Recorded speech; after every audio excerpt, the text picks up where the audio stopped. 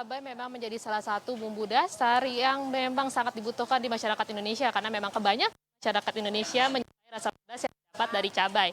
Berdasarkan ini juga didukung dengan data BPS terkait tingkat konsumsi cabai nasional pada tahun 2020 ini, mayoritas didapat dari sektor rumah tangga, yakni sebesar 479,03 ton atau 76% dari total konsumsi cabai nasional itu berasal dari sektor rumah tangga. Nah, untuk daerah penghasil cabai sendiri, ada 3 provinsi yang menjadi daerah penghasil cabai di Indonesia, yakni berada di Provinsi Jawa Timur, mencapai 684,94 ton atau berkontribusi 45,41% terhadap produksi cabai nasional. Sedangkan untuk di Jawa Tengah sendiri, berproduksi sekitar 159,1 ribu ton atau kontribusi 10,55%. Sedangkan untuk daerah terakhir yang menjadi 3 teratas adalah di Provinsi Jawa Barat dengan produksi 130,84 ribu ton atau 8,67%.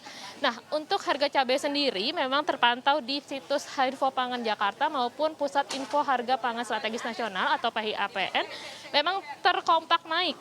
Untuk harga di versi PHIPN hari kemarin 6 Juni untuk rawit merah 12,17% menjadi 75.600. Untuk rawit hijau naik 6,9% menjadi 57.000. Untuk cabai merah besar naik 2,88% menjadi 59.000.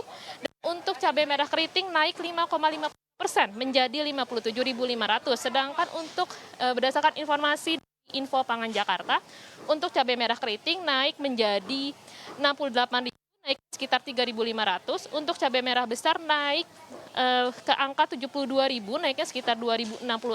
Sedangkan cabai rawit merah memang terpantau cukup tinggi naiknya, ya ini ke angka 88.510 atau naik 9.575 rupiah per kilo. Nah, bagaimana pantauan di lapangan saat ini? Saya sudah memantau di Pasar Majestic Jakarta Selatan. Saya barusan mengobrol pedagang di sini. Untuk harga cabai merah keriting dijual dengan harga Rp80.000 per kilo.